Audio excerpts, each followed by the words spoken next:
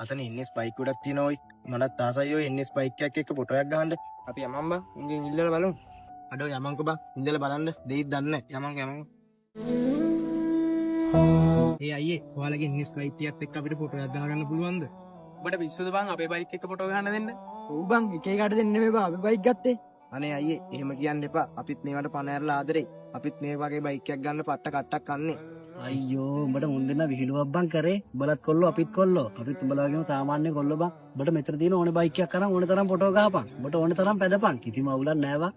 අඩෝ අයියේ සිරාවටම අයියේ කියන්නේ. ඔව් ඔව් බං සිරාවටමයි කියන්නේ ආ. අරගෙන ඇති තරම් උඹට පැදපන්. අඩේ thank you අයියේ. තව කොල්ලෙක්ගේ ආසාවක් තේරුම් ගන්න පුළුවන් චරිතයක් දෙයම්මා. කවදාවත් කිසිම කොල්ලෙක්ව අසරණ කරන්න එපා කිසිම තැනකද. මොකද අනිත් අයට තියෙන දේවල් තාම කට්ටියට නැති වෙන්න පුළුවන්. ඉතින් ඒ තමන්ගේ ආසාවල් හැබෑ කරගන්න ඒ කොල්ල පොඩි කාලේ දම පුදුම කට්ටක් කනවා වෙන්නත් පුළුවන්. තමන්ගේ ටාගට් වලට යන්න ඉන්න හැම කොල්ලෙක්ටම මං හදවතින්ම සූපදනවා. අද කට්ට කෑවට කමක් නැහැ. හෙට අනිවාර්යෙන්ම උඹට ගේමක් ගන්න පුළුවන්. ඒකින් නම් ටාගට් එක වගේ අරගන්න එපා.